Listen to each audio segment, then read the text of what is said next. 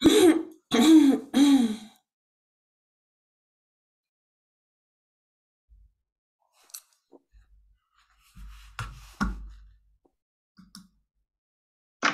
welcome everyone. Thank you for joining us.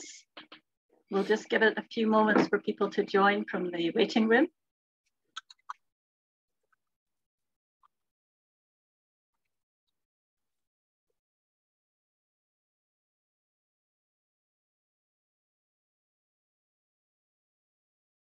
Okay, has everyone arrived now, Angela? People are still coming, but just okay, just a few. All right.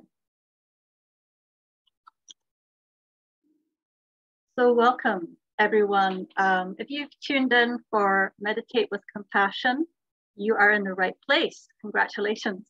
My name is Victoria Coleman. I'm the Executive Director of the Foundation for Developing Compassion and Wisdom. Today's session is 60 minutes long, and I'll describe for you how the session will unfold.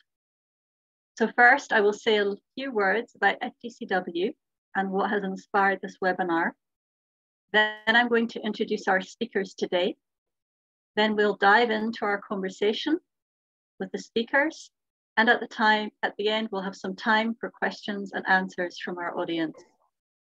So, FDCW's patron is His Holiness the Dalai Lama. And he has said that the key to a happier and more successful world is the growth of compassion. We do not need to become religious, nor do we need to believe in an ideology. All that is necessary is for each of us to develop our good human qualities. So taking its inspiration from His Holiness, FDCW is a non-profit organization that is dedicated to a kinder, wiser, and more compassionate world. We provide educational resources for adults and children for a happier and more meaningful life. Our resources offer practical ways to examine our core values, to understand our minds more deeply, and to develop a sense of concern for the well-being of others. We aim to break through self-limiting beliefs, abandon destructive patterns, build better relationships, and to cultivate resilience. If you'd like to learn more about the work and impact of FDCW, please do subscribe to our regular newsletter by visiting our website. There's plenty of information in there, lots of inspirational stories and videos and all sorts of resources you can connect with. So in May, we launched a new resource that we called Conversations That Matter, which is designed to get people talking about their core values and what's important to them now. That's available for download for free from the resources page on our website. So please do check it out. So today's webinar is part of a series of compassion webinars that we've been doing. It's the fourth webinar in that series. And our topic today is how to meditate with compassion.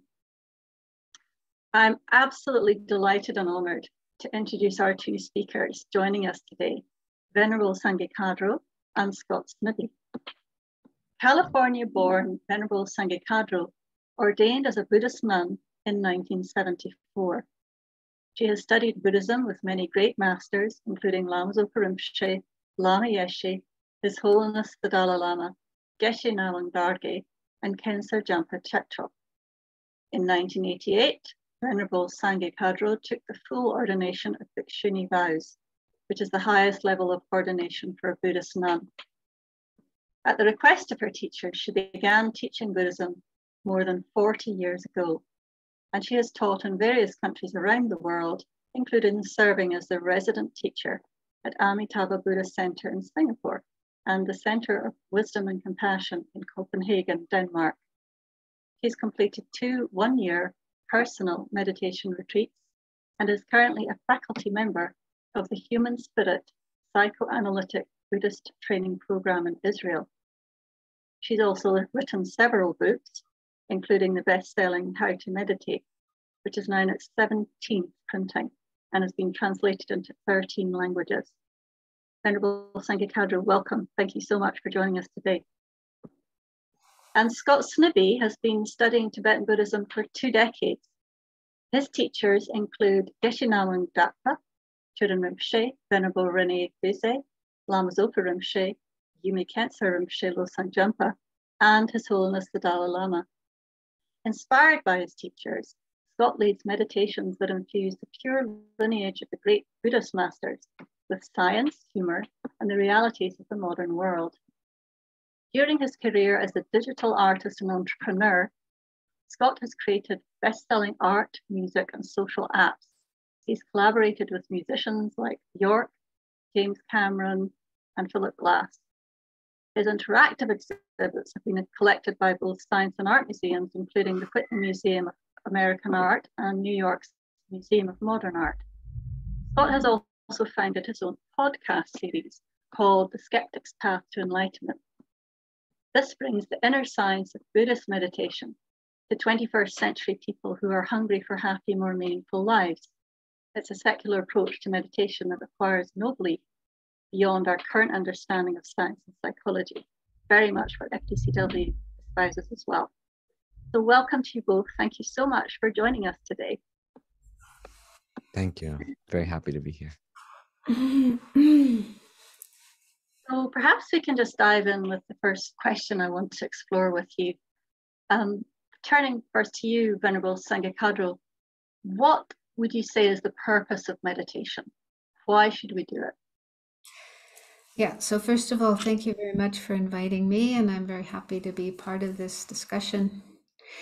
So that's kind of a big question because there's many different kinds of meditation, different reasons that people would have for practicing meditation, and I'm knowledgeable about Buddhism. So within the context of Buddhism, the real purpose of meditation is to get in touch with our pure nature. So we have within us a lot of positive energy and positive potential. And it's possible to get in touch with that, develop it, make it grow more and more, make it more part of our life so that we're happier and more peaceful and better able to help others. So that's kind of putting it in a nutshell. But yeah, there's a lot more that could be said. Thank you. And Scott, why do you meditate? What's it brought into your life? Thanks. So first of all, thanks for inviting me to this. Second of all, I do want everyone to know that Venerable Sangye Khadro is my teacher and my hero. So much of what I'll say, I learned from her, and I just put into kind of simpler terms for very much towards people who might never become Buddhists, but would like to benefit from these same techniques. So the question is, why do you meditate? I think that's a really important question. And, you know, the definition of meditation, or one definition of one form of meditation in Buddhism, is familiarizing the mind with virtue. And I think that's very important because a lot of people today may think meditation is about focus only, but it is possible to focus on some non-virtue or, you know, focus on something quite bad. You know, they actually even use mindfulness training to train soldiers so that they don't, you know, shake when they're trying to shoot somebody. So I think that aspect is very important to meditation, that it's focusing on virtue. And also the outcomes. I remember asking Venerable Sangye Khadro once, how do you tell if your meditation practice is working? And she said, your relationships get better. And I really like that answer because we can think that meditation is is an inward solitary experience, which it is on the cushion, but the result of it should be an outer result, something you actually can notice outside, in that your connections to other people get stronger. You know, you can see inwardly that you become more peaceful and open and present, but outwardly your connections with others become stronger. And also you make the world a better place, that actually your actions start to want to do good in the world in whatever ways that you can. So that kind of leads me neatly on. Sorry. Can I just add that actually came from Lama Yeshe? Oh, yeah. Once asked, how do you know if you're meditating properly and your meditation is going in the right direction? And he said, yeah, you should see there's more kindness, more compassion, better relationships with others. So I really loved that answer and wanted to share it with others as much as possible. Yeah. Yeah.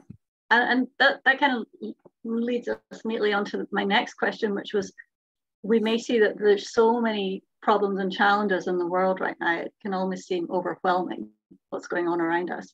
And a Buddhist view is that these problems come from our mind. And my reaction would be, well, hey, not my mind. So how do we understand that relationship with what we see outside of us and these challenges and what's going on within our own mind? Where's that connection? And therefore, how do we find the courage to start addressing some of these challenges?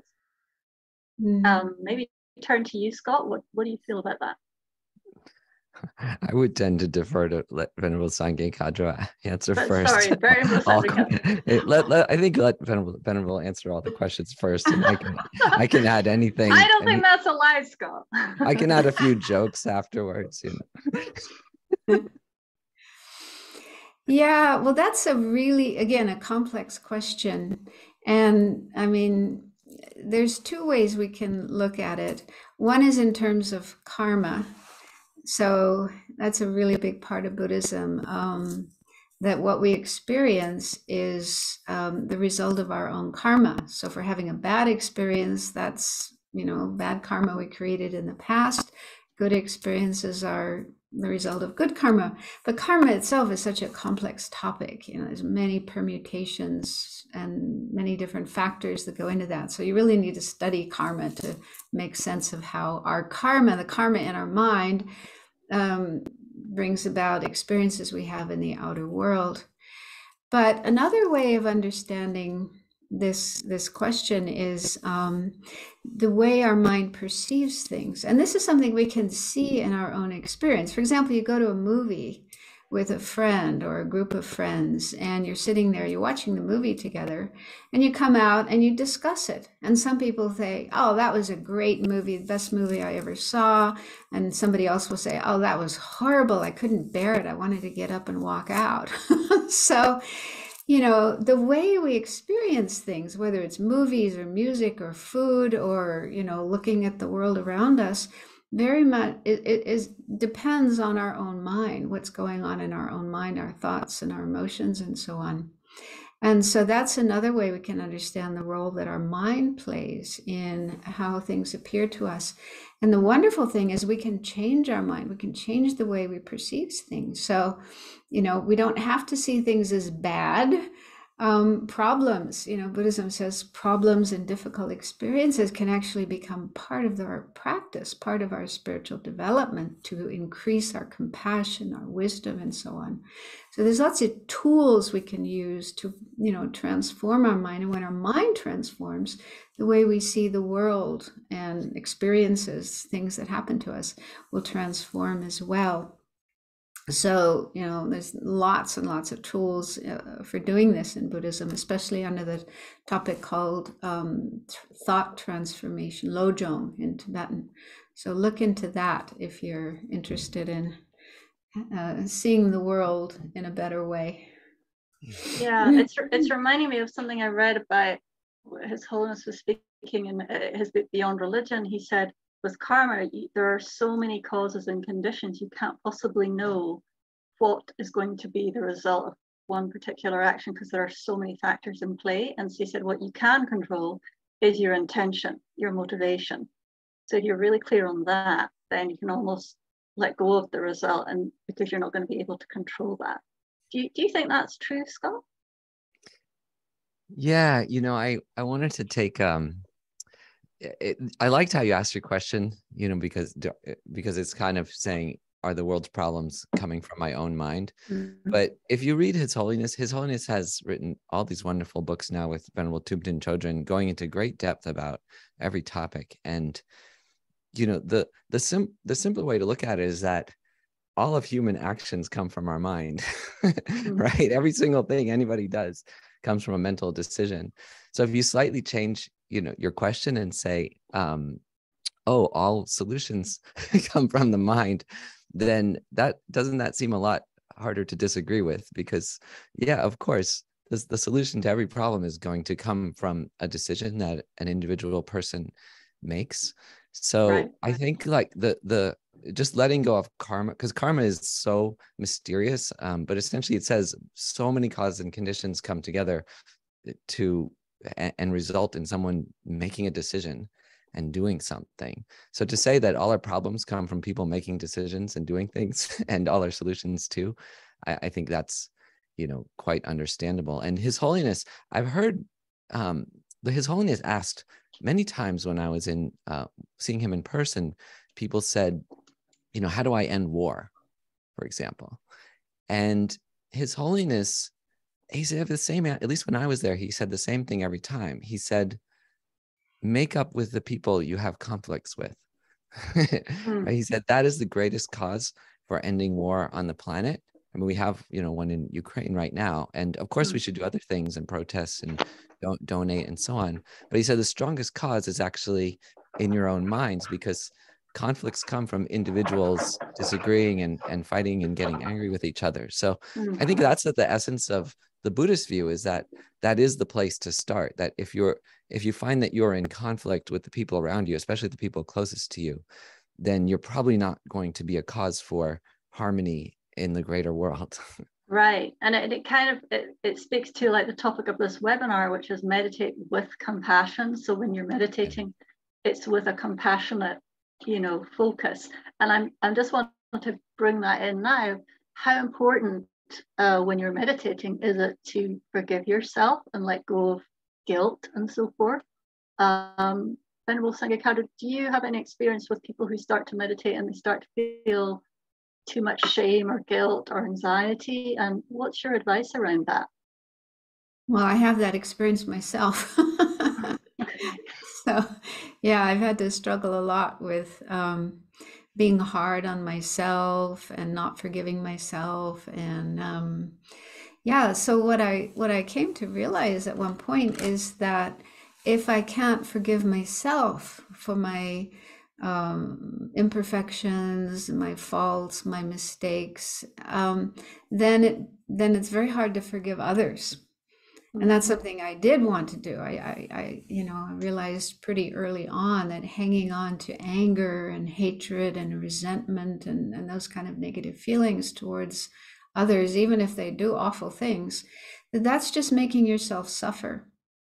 Yeah, it's like, I like the analogy of holding hot coals in your hands, right?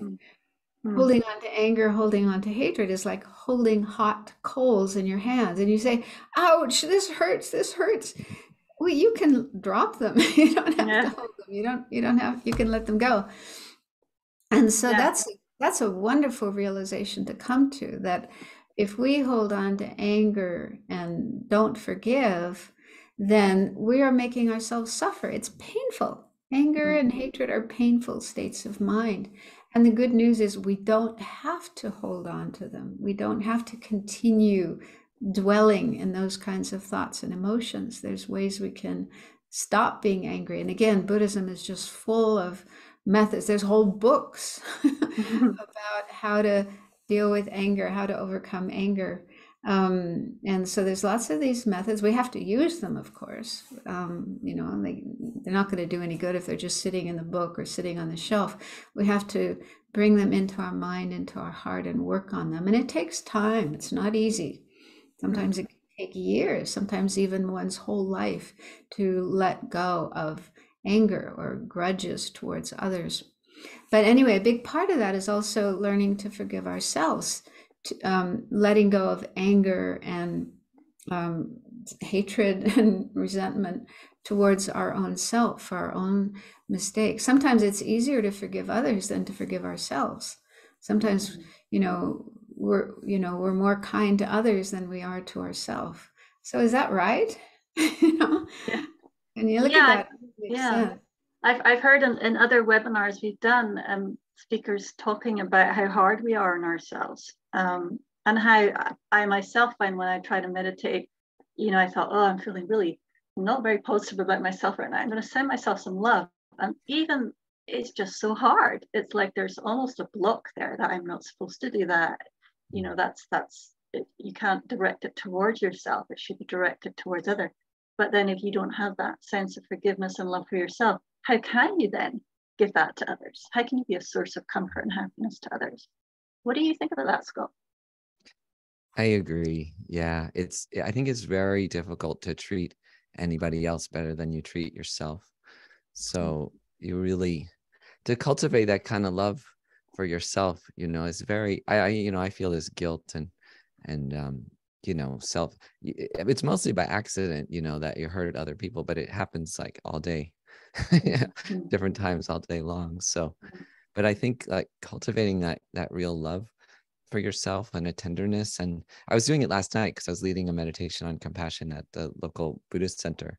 And like one way that can be really effective for me and other people is to see yourself as if you're another person. Look at, imagine an image of yourself in front of you and all your problems and think, what would you say if that was my friend? And not just me. And it's really surprising how different it is what you'd say. So if you keep practicing that way, you start treating yourself more nicely, like, oh, you have so many good qualities, and you do so, every day is like 99% good, 1% bad, and look at your whole life, all the good things you've done, even by just not doing bad things each day, you do so much good. So that's really important. It's such an important point. I mean, do we spend enough time rejoicing about the things that we're doing right? Do we spend enough time doing that, or we're just constantly beating ourselves up all the time? That's not helpful. Yeah. So there's a purification practice that, we Buddhists do at least once a day, sometimes twice, and then also just whenever something goes wrong. But I think, because to combine that with rejoicing is really important, because even if it's always purification, still it can become a little negative because you only think of your negativity. So to sort of first rejoice in all the good that you did during the day, and then to let go, to have some, I don't know honestly, how people do it without some kind of meditation, like a purification practice, because you need some way somehow to let go and process and forgive yourself every day. Well, I've heard of people running, and that's their form of meditation for the day, and people doing some form of exercise is like their time to do that. Art also, surfing, there are different ways to meditate besides on a cushion. And then let's talk more about, say, compassion now. So what role do you think compassion has in both healing ourselves and our world? How important is it to meditate on compassion right now? Venerable Sangye Khadro, do you have any thoughts on that? Well, I think definitely. It's just so core to Buddhism to have an attitude of kindness and compassion for all living beings, including ourselves. We are a living being too, so we shouldn't leave ourselves out of that. But in all forms of Buddhism, that's very much emphasized. In fact, it's the basis of ethics. Ethics is a very important practice in Buddhism, and it's not so explicitly mentioned, but to me it seems that the basis of ethics is compassion, recognizing that nobody wants to suffer. Even this little insect crawling on the table or crawling on the floor, it just wants to stay alive. It doesn't want to suffer. And if we do something harmful, destructive, that causes suffering to another being, that's the worst thing we can do.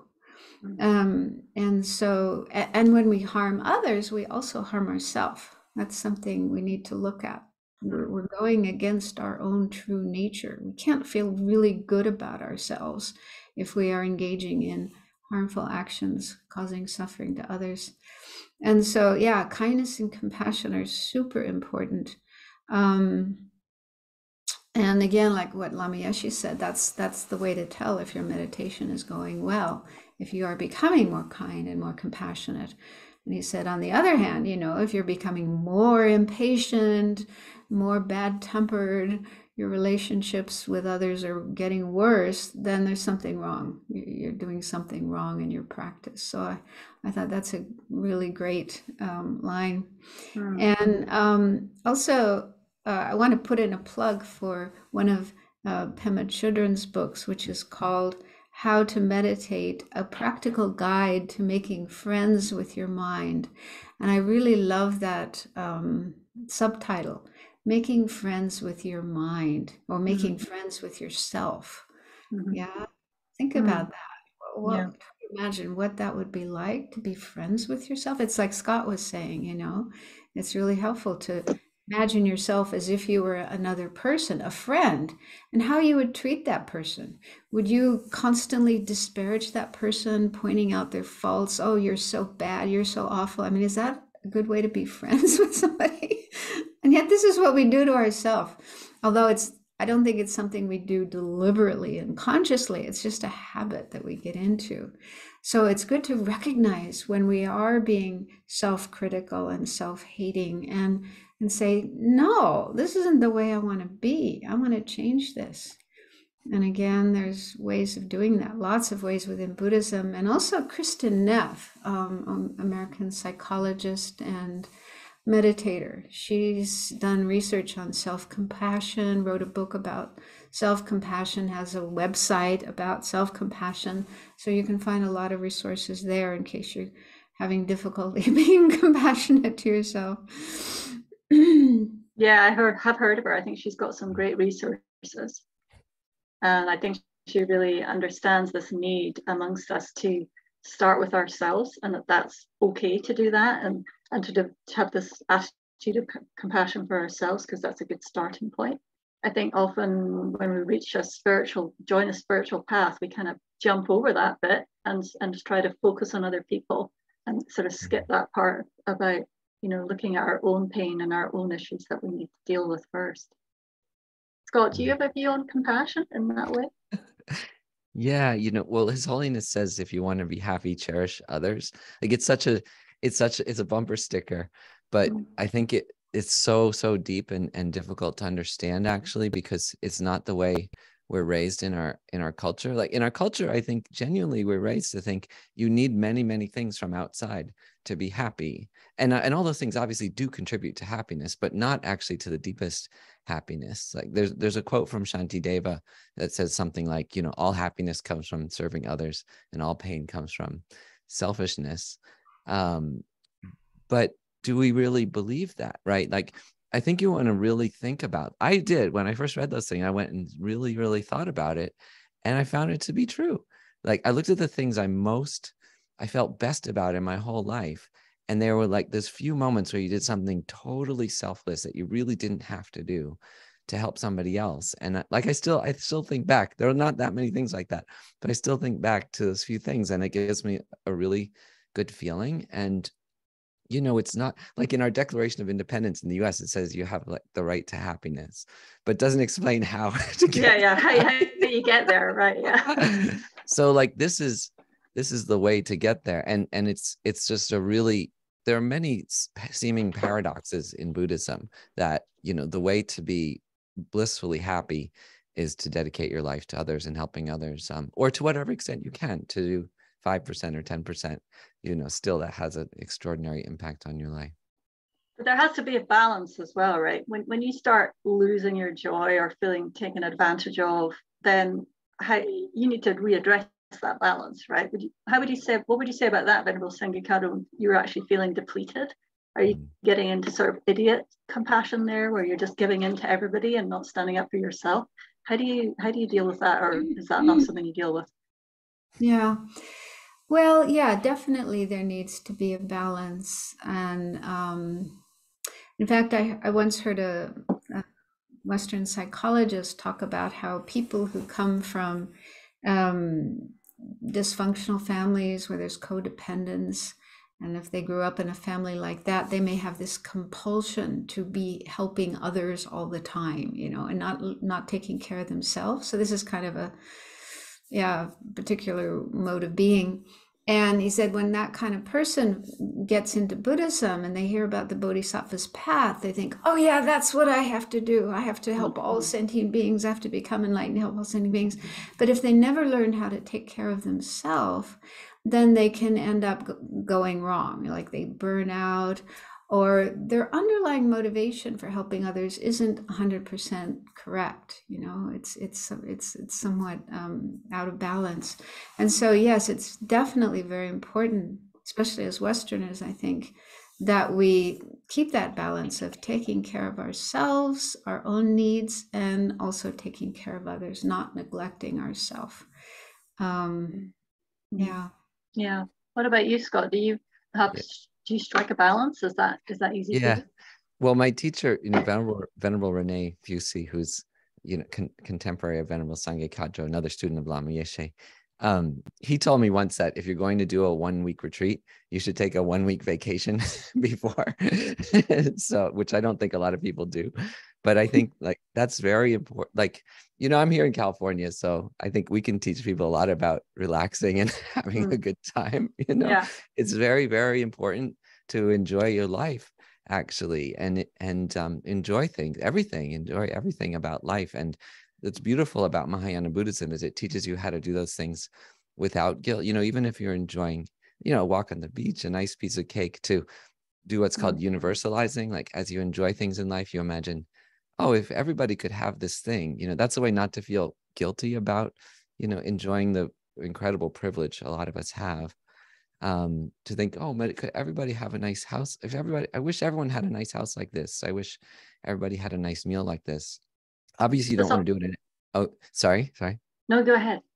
Obviously, you don't want to do it in a narcissistic way where then you just kick back the whole time and enjoy. You have to actually go out and make some efforts to get other people to also be able to enjoy those things too.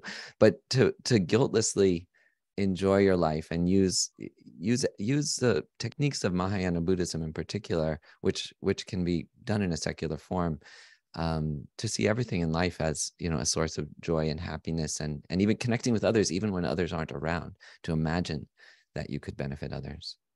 I really love what you said there about offering or sharing or universalizing. I love that. It's almost like it liberates you. You're not like holding on to something. It's going out there. It's more opening, like a heart opening. I love that. That's really great. Can I turn to something else now? When sometimes when I wake up in the morning, I've maybe got an anxious or heavy mindset. So if you wake up like that, what steps do you take to start dealing with that kind of a mind that's like, Venerable Sangye Khadro, do you have any thoughts on that?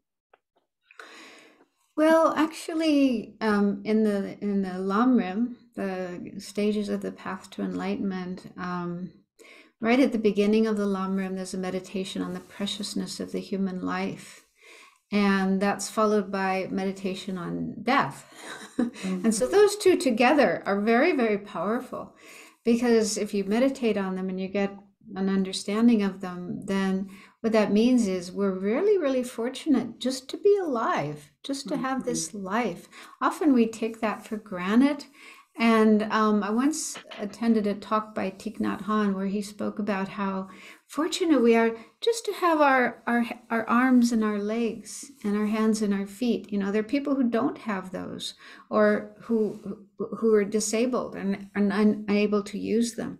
So it's just such a simple thing, but I thought it's really profound, just I have hands that I can use. How difficult it would be if I couldn't use one or both of my hands. My eyes are still working. I can still see. How difficult it would be if I couldn't see. Or hearing, So just to look at what we do have in our life, just with this body, just with this life, is amazing. And also then Buddhism says the real purpose of having a human life, a precious human life with the chance to practice Dharma, is to do just that, to practice Dharma, follow the spiritual path as much as we can, develop our potential for enlightenment, and use our life to benefit others. So it's really good to kind of get into the habit of doing that kind of contemplation first thing in the morning, thinking, wow, look at this, I'm still alive. Not everybody wakes up in the morning. There are people who die during the night. Even if they're not sick. I know a couple of people that happen to, and just waking up in the morning, still having this body, this life, the opportunities that we have. So it's like focusing on the good in our life, or counting our blessings, that expression we have in English. And then also having this awareness that we don't know how long we have. This life is going to end at some point. We don't know when it's going to end. And so that shouldn't make us feel anxious and, frightened, but just to realize life is precious. Each day, each hour, each minute is precious. Let's make the best of it. Let's really use it well for our own benefit and for the benefit of others. So making a habit of having thoughts like that first thing in the morning is very helpful to clear away any anxiety or negative feelings that we might have. That's incredibly helpful. Thank you. Thank you so much. I'm just wondering if I can bring in some audience members. If anybody has a question on what we've been discussing so far, please can you use your raising of the hand emoticon, I think it is, and then we'll hopefully find you and you can ask a question of Venerable Sangye Khadro or Scott, what you've heard so far. We go to gallery view. Does anybody have a question they'd like to put to our speakers? Yeah, Rose. I think Rose has one. Rose Finley. Do you want to unmute? Yeah. Hi, Rose. Hi. Thank you very much. That's wonderful, useful stuff. I'm concerned about me and other people and what is unconscious to me. It manifests in all kinds of ways. Of course, it does. But the process of becoming more conscious is part of the practice, but for some of us, the unconscious stuff is pretty profound and can lead to very, very destructive stuff. So how do you, other than signing up to be a nun or the full Lama experience, what do you suggest? It's a great question, Rose. Thank you. Venerable Sangye Khadro, do you have any thoughts on that question? Well, that's a really good question. I mean, my experience, I've been in Buddhism almost 50 years now. And yeah, there's often new material coming up in my mind that it may have been there before, I just didn't notice it, or it was just deeply buried and it's now coming to the surface. And yeah, it can be quite upsetting sometimes to see this stuff in yourself, like, oh, I didn't know I was like that. And you know, you can kind of want to get rid of it, push it away, but that doesn't help. So a couple of things that I've found really helpful. One is a book by Tara Brach called Radical Acceptance. She's a psychologist, but also Buddhist meditator and teacher. And it's all about, yeah, accepting whatever you notice in yourself, which is quite hard to do. And yet we have to do it, because if we can't accept those things in ourselves, then when it comes to seeing them in others, we will have difficulty accepting that as well. And we'll feel anger, hatred, hostility, or fear, and so on and so forth. So we have to learn to accept everything in ourselves, although it's not easy. So that's one resource that's very helpful. Another book that I really love is by Thich Nhat Hanh. It's called what's it called? No Mud, No Lotus. No Mud, No Lotus, The Art of Transforming Suffering. And so that's full of useful advice in very simple terms about how to deal with difficulties, whether it's difficulties coming from outside or sickness or internal things like within our own mind. So he gives a lot of very, very helpful advice on how to deal with those things. Thank you. And Scott, can I turn to you? Do you have any advice on this topic? Yeah. I mean, it's similar advice, but I would say like it is, and that Tara Brach is fantastic. She has an audio course, Radical Self-Acceptance, which is very, very good to go through. And I've done my own personal retreats on that a few times. But I think, because sometimes in my meditation, I notice my mind going over, like in the morning, some problems from yesterday. Like, you know, I'm married, so like I was mad at my wife about something. And I've noticed it's good to not ruminate on that, but also not just bury it, but just watch that, just watch those feelings and try to just accept them without clinging to them or exaggerating and growing them, and look for the feelings underneath of what I'm feeling. Like, oh, you know, I mean, it's very tender. It kind of makes you cry sometimes. Like, oh, I want to be loved. You know, I want to be loved by my wife. I want her to pay attention to me. You know, like there's something tender. That's what Tara Brach says, right? Like there's something really tender beneath all of our our pain and conflict. And so that's a very simple meditation technique. And if you have some elaborate meditation practice, I've found sometimes it's good to let go of that when you have all these things going on, and spend, I was supposed to do some advanced practice in the morning, but just spend an hour like doing that until it kind of winds itself out. And what I find is there's not necessarily any catharsis in that moment, but I notice when I come downstairs to my wife, when I see her, I just feel love. Like it's somehow it does process. And it's a bit of a alchemical experience. It's a little weird the way meditation works, because it's not totally obvious that it would work that way. But if you let the things move by without, exaggerating them, and without like burying them, and try to find the feelings underneath. The other thing that some people do that is really helpful is to focus on the body, because problems will manifest as like pains in the body. So to really see, like, it's not just like a pain in your knee, like it actually might be, trauma from something that happened with your father. So many people have like said this to me, and I think I found it really to be true, that looking at your body sometimes and just trying to relax into that pain or not, or whatever, sometimes that will have a kind of alchemical release too. Thank you. Roz, is that helpful? Do you want to respond to what you've heard? Yes, that's really helpful. Thank you. Somebody put the name Tara Brock. I wasn't quite sure how to spell her name. B-R-A-C-H. B-R-A-C-H. Okay, thank you. Yeah, it'll go in the chat. Sorry, there's a question from one of the Spanish speakers, Rafa. Please go ahead, Rafa. So I'm going to ask for him, because he has put it in the chat in Spanish. So I'm just going to translate it into English, if that's okay, so Danny can translate the answer. So he's asking, how can we accept the decisions that from the people that we love, when we think these decisions are wrong? So we disagree with the decisions that people we love make. And so how can we accept that? Is that crystal clear? So what I heard, just to check, is if there are people we love, we care about, they make decisions that we don't agree with. That's right. Yeah. So how can we sort of work with that and, I guess let them have that decision, or, without agreeing with them, but sort of accept them. So how can we work with that? Yeah. Wow. That's kind of a complex question.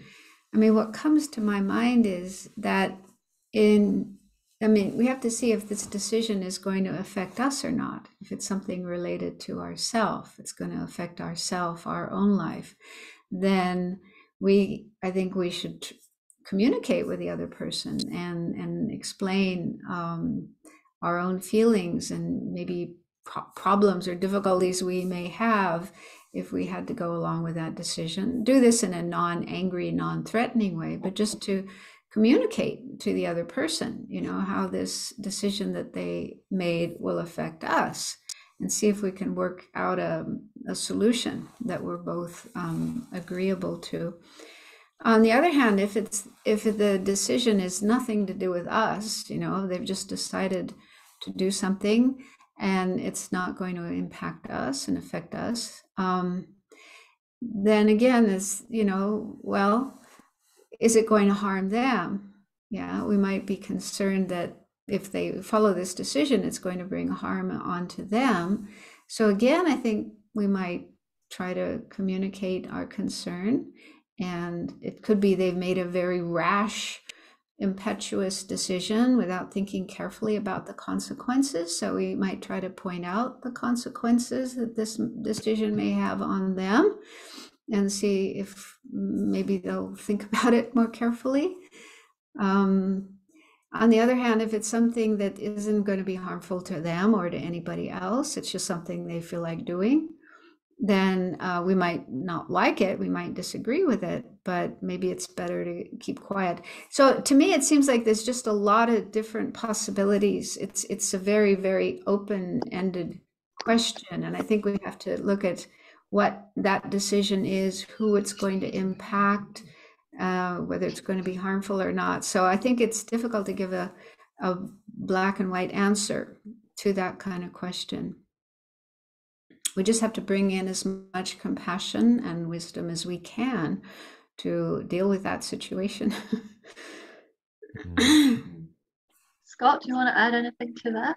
Yeah, well, I think you know, if you read a very, very insightful novel, you often kind of love all the characters, you know, even the bad guys, because you understand their motivation. Like you understand why they did what they did. And I think like that, going obviously beyond things that are like direct trauma or attack, something very dangerous, but in terms of just understanding like why someone voted for someone you didn't, and things like that, to really understand that everyone acts on their own internal logic and causes and conditions, and their decisions make sense to them.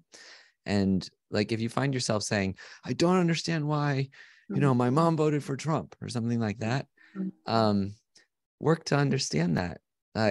Because there is a reason, there's a logic to it. It's that person isn't, and yeah, maybe they're mentally ill. It's possible that's the reason, but even so, that is a reason. But probably there's a more subtle logic to why the person did that, and it makes. So I think looking at causes and conditions, because they say like if you really understood the life that every person led, there's no way you could get mad at anybody, because you'd see how their actions, however awful and harmful, made sense to them. It wouldn't mean you wouldn't work hard against them or to stop it or anything like that, except it doesn't mean you let them do something harmful, but you would understand why they did it. And actually that understanding would help you counteract it better and say the right things and do the right things, to perhaps set that straight if it really is something wrong. Yeah, that's really helpful, Scott. It's reminding me of something I read in His Holiness's book, Beyond Religion, when he says, when he's faced with a difficult decision, he tries to look at it from all different angles. So sometimes we're very focused on, yep, this is the right thing to do, and then we don't actually consider it from another point of view or another point of view. And I love what you just said there about, you know, you can't really walk in someone else's shoes. You can try to see where they're coming from and what's going on in their mind, to try to make your own view a little bit more broad and less narrow in its focus. Is there anyone else? Does that answer our question is there any feedback from our questioner? But yeah. Rafa said that the question had to do with decisions made by his sons. So his own children, who I guess they're grown up. So I hope that's helpful. I hope what he shared has been helpful. There's been quite a lot of it there. Thank you. He's. Can I turn now to Sheila? I believe Sheila has a question. Sheila Odyssey, would you like to unmute, ask a question? Yeah. I can't see you. Yeah. Hi. So thank you. Thank you, Victoria, Scott, Venerable. So my question is, Scott mentioned that His Holiness, and I'm paraphrasing, said to make up with people you have conflict with. And I just wonder if you have any suggestions for people that don't want to make up, that you approach them, you extend the olive branch, and they reject it. How to deal with that kind of a situation. Great question. Venerable Sangye Khadro, do you have any advice? Yeah, I had some difficulty hearing all the words, but let me see if I understood. You're asking if there's someone you don't want to make up with, if you have a problem with somebody and you don't actually want to reach out to them and reconcile with them, what to do with that? Is that what you're saying? No, just the opposite. You want to reconcile and they don't. Oh, and okay. You reach out to them and they reject that. Yeah. Well, I think in that situation, we just have to accept that. What I would do, and if that was my case, because I've been in a few situations like that, I really try to work on my own attitude, my own motivation, my own intention, try to clear away anger and no negative feelings, and also try to clear away expectations. Yeah, you might have this strong expectation. I want to have a good relationship with that person. I want them to forgive me. I want everything to be okay. So if you have that kind of expectation, that might be dangerous because it may not work out that way. And then you could get disappointed and then you could get angry all over again. And so it's best to try to clear away any expectations of what the outcome will be, and just really make sure that you have this sincere wish for the other person to be happy, and then have an open mind that, yeah, it could be that they don't want to make up with you. They don't want to reconcile. They want to continue being angry at you. Just have that awareness, that expectation, because that's where their mind is at. And then just reach out and try your best to communicate with the other person, apologize for mistakes that you've made, and say you would like to resolve the situation, reconcile with them, and so on. But then just be prepared for how they're going to respond. But it's also helpful to understand that, impermanence, they may respond in a certain way at this moment, but later on, at some point later in time, they might come around and change their mind and be willing to communicate more openly with you. So that kind of thing can take time. So those are just thoughts that come up in my mind. Yeah. Thank you. Scott, is there anything you want to add to that? Yeah, and this is, I'll say something that personally happened to me, but it's in line with advice I've gotten from my teachers. And of course, nothing's guaranteed to work, but being very kind and patient and generous it's difficult in a conflict. But so I had a conflict with my own mother, and it was mostly due to mental illness. Like, she wasn't talking to me for a very long time, like 4 years. And I tried many things, and what eventually worked was just consistently just sending, at a little bit of a distance, sending nice notes, just sending little notes and sending things that show you care, like things that I know she cared about, like she likes French pop music from the 1970s, things like that, funny things. And eventually, it's not guaranteed to work, but I was surprised that eventually it did work. That I do think kindness and love, generosity, patience, and it's very hard because often you have to do it when someone has been very rude and mean to you. But I could tell 25 stories, I'm sure Venerable Sangye Khadro could too, where this does actually work. It doesn't always work, but if you can do it and it's not a situation of serious trauma or abuse and so on, I do think that kindness, generosity, patience, and thoughtfulness in a measured way can work. But it was actually only after giving up any thought that it would ever work that it did eventually work. It did require that letting go also, because then you can do it in a light way without the expectation. Like, I'm actually just genuinely doing this because I think my mom will like it. Whether or not she ever talks to me again, it is okay. And then eventually it did work. Thank you for sharing that, Scott. Sheila, Sheila, does that help you? Oh, sorry. Go ahead. Oh, I just want to add something. What he said reminded me, once a woman who came to one of my courses said that for years and years she'd been trying to change her father. She wanted her father to change. She didn't like him the way he was and thought he needed to change. And she was constantly trying to get him to change, and nothing worked. Finally, she gave up. She said, okay, I give up. I'm not going to try to change him anymore. And from then on, he changed. Yeah, no, it happens. It happens again and again. Yeah. Thank you.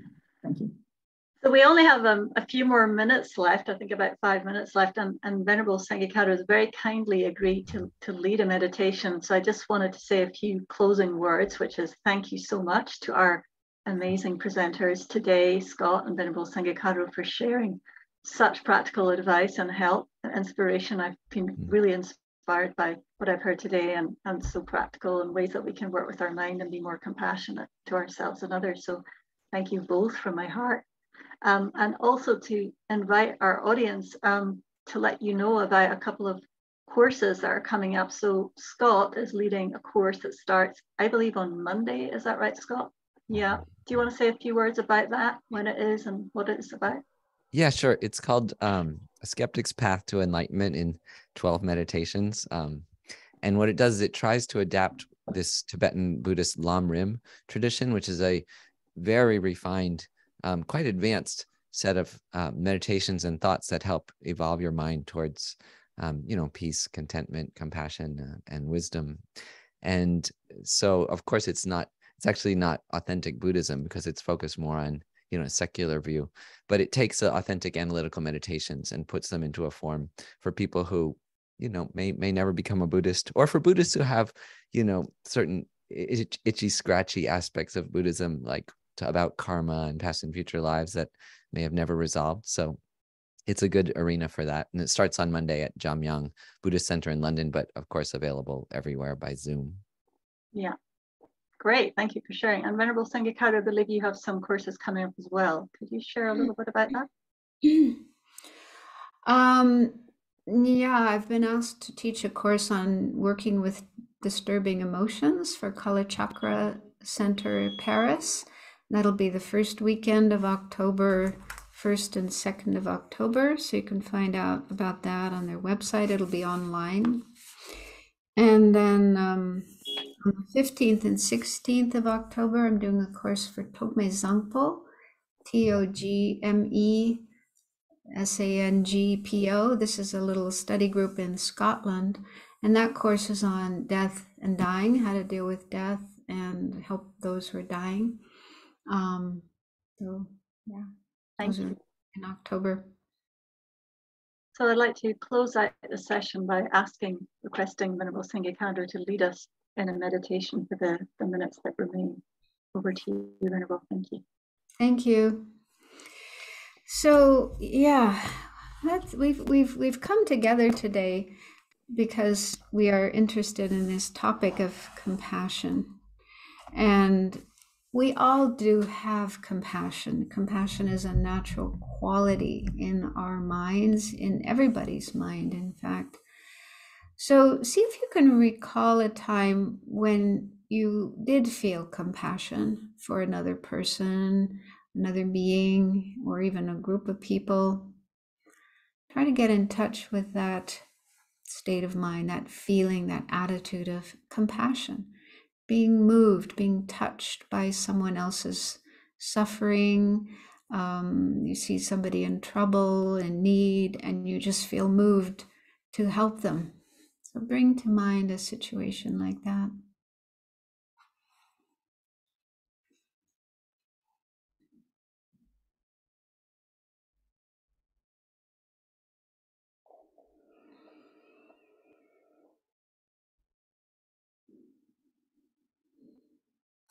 So research shows that compassion is good for us. It's a kind of good for our health, helps relieve stress, helps us to be happier and to get along better with others. So it's good for ourselves if we can have more compassion. And it's also good for others, because when we can treat others with compassion, they feel happier, they feel safer. And it's good for the world. The world would be much worse off if nobody had compassion. But in fact, people do have compassion. People do reach out and try to help others who are in need. So compassion is really, really important. So feel the wish to increase your own feeling of compassion and to make it more and more a part of your life, a part of your interactions with others.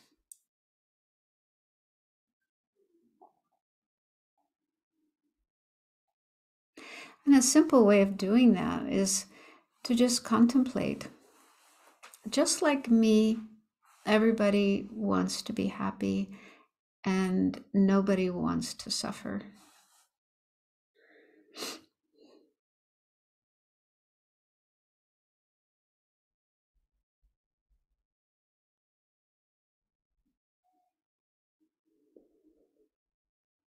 So every person and every living being, including animals, birds, insects, they're all just trying to live their life and keep themselves alive, take care of their families, and they don't want to suffer. They want to be happy.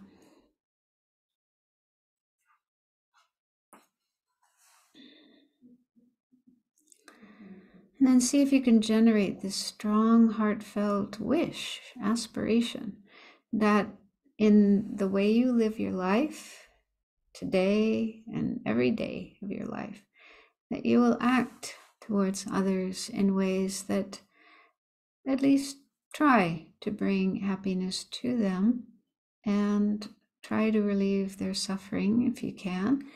And at the very least, to not give them more suffering. So the Dalai Lama often says, try to help others as much as you can. And even if you can't help them, at least try not to harm them.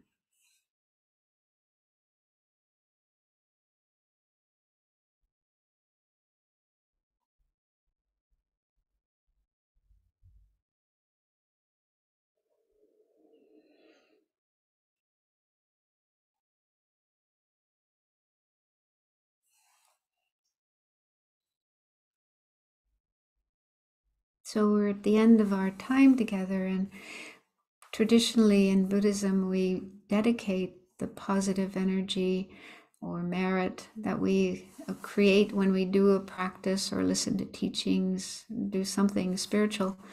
We dedicate this, that it will bring benefit, peace, and happiness to all living beings. So let's just take a moment to do that mentally.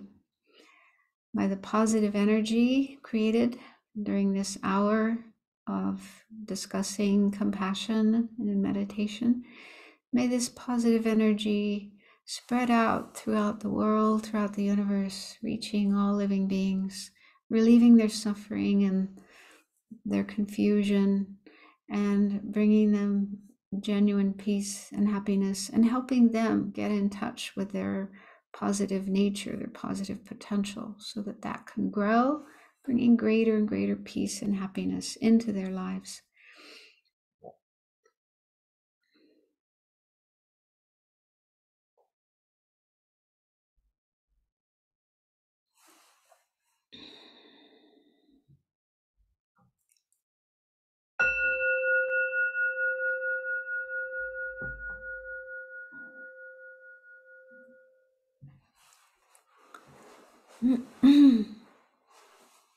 Thank you so much, Venerable. Beautiful way to close our webinar. And thank you everyone for joining today. That's the end. Bye-bye. Thank you. Thank you. Thank Bye-bye. you. Bye, everyone. Bye. Bye. Thank you. Thank you. Thank you so much.